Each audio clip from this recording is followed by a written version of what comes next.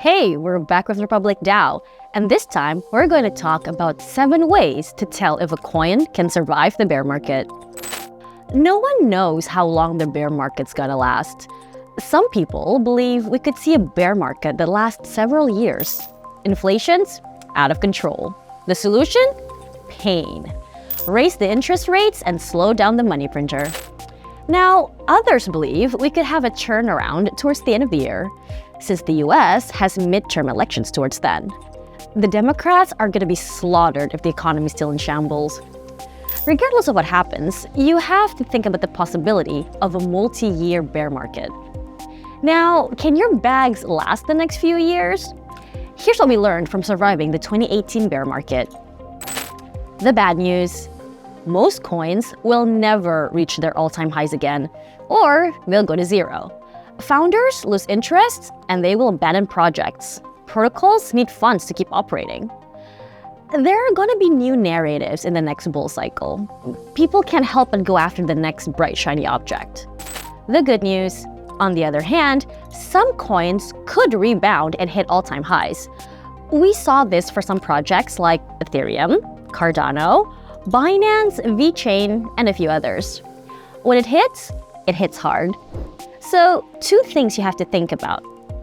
Number 1, which coins in your protocol can survive a multi-year bear cycle? Now, we know some of your coins are maybe 70% down or more. Now, if you don't think that it can survive the bear market, then it might be worth it to salvage what's left. Better to salvage what you have, the remaining 30%, than slowly watch it go down further, right? Number 2, investment opportunities.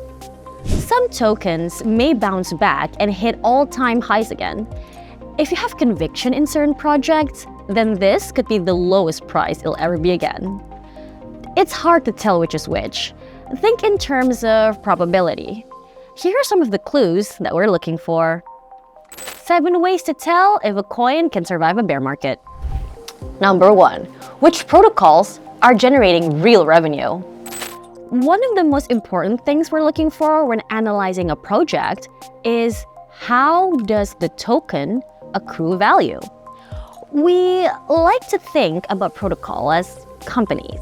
As the protocol company grows, it starts creating value. Now, how does that value get passed along financially to you as a shareholder? Some earlier projects didn't have intricate tokenomic designs. The value simply went up when other people bought. That's what happened with Dogecoin last year. The price skyrocketed because of Elon's hype, and people were speculating on the price going up. Now we're almost 2 years into DeFi. Some protocols are earning millions of dollars a day in fees. You want to see which protocols are sharing some of those sweet rewards with you. Why is this important? It aligns investors with the long-term success of the project. Investors are not loyal. New projects are launching on a daily basis. Having value accrual mechanisms incentivizes people to stay invested in the project. Important questions that you have to ask are: how does the protocol share the value or rewards with token holders? How does the protocol incentivize long-term holding? And how are they trying to decrease the sell pressure? Now that the tide's out, we get to see who is swimming naked. It's time to see which protocols are generating real revenue. Ponzinomics and money printing don't work in an environment where no one's buying. Let's see which projects are actually making money. Now, the easiest way to do this is to use a tool like Token Terminal or crypto fees. You can sort and see how much money each protocol is making. One metric you can use to help judge is the P/E ratio, PE ratio. The token's price versus its earnings per share. The lower the PE ratio, then the better the value. Number 2, cash reserves, war chest or treasury. It costs money to run a protocol, salaries, research and development, marketing, many other things. You want to check to see what its runway is and if it has enough funds to survive a downturn. One question to ask is, what's in the treasury? If it's 100% based on native tokens, then that's dangerous. Imagine this scenario. Today, X tokens worth $1 each $10 million of X tokens. And then 6 months later, you get this. Now, having a diversified treasury with stablecoins means it's more robust. If a protocol's running low on cash and revenue, it'll be hard to raise funding in this environment. Number 3, utility and use case. You're high on dopamine and emotions when it's a bull market. You have a second chance now that the party's over, so make sure to ask yourself the following questions. Why does this project exist? What problem is the project solving? How does it solve the problem better than its competitors? Number 4, money locked up. One increasingly common tokenomic tactic is to have tokens locked up for several years. Some people have locked up their tokens in a curve finance for up to 4 years. Others have locked their tokens up in Bastion Protocol, Aurora, as part of the lock drop. This shows confidence in the protocol and lowers potential selling pressure. Number 5, the roadmap. What does their roadmap look like? Are they hitting their targets? How's the developer activity? You're checking to see if the builders are still building.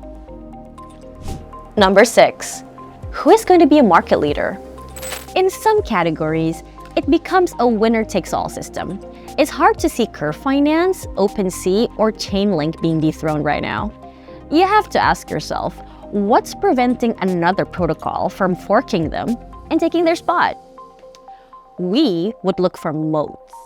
Moats refer to a business's ability to maintain competitive advantages over its competitors in order to protect its long-term profits and market share.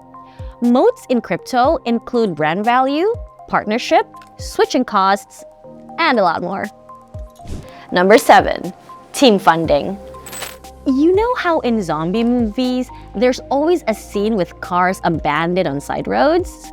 That's what it felt like in 2018. So many teams and developers abandoned their projects. Now, you're gonna see that happen again this time around. Why? Because bear markets are tough mentally. Not everyone's built for it. And it's tempting for an anonymous developer to disappear with their millions and just come back with a new project in the next cycle. What should you look for? Investors. Take a look at who their seed investors are. If they're backed by some big-name VC funds, then they're less likely to abandon the project. Doxing. A doxed founder is less likely to abandon a project. Communication. Are they still actively communicating? Watch out for the slow rug. It's where they keep missing deadlines, make excuses, and slowly but surely stop all communication. Recommendations. Be patient and wait for the dust to settle. We wouldn't get too excited about a mini rally in a bear market. We have 2 pieces of advice. Number 1, dollar cost average or DCA. You automatically buy your choice of tokens every month. You can set this up through a centralized exchange. Most people should DCA into BTC or Ethereum and call it a day. But if you're like us, then you're looking to outperform, usually. Number 2, buy in Rations. Let's say you're putting in $1,000 USD worth of fiat every month. You could try splitting it into $400 worth of BTC, $400 worth of Ethereum, and then let's put $200 of that into whatever stable coin you want. It can be a meme coin, it can be a shit coin, whatever you want, but divided that equally. With this, you're buying blue chips, and you get to scratch your stock picking itch. Well, if you want more content like this, don't forget to like and subscribe to Republik DAO. Link to our Substack and socials is below in the comments. Thank you for watching and have a nice day.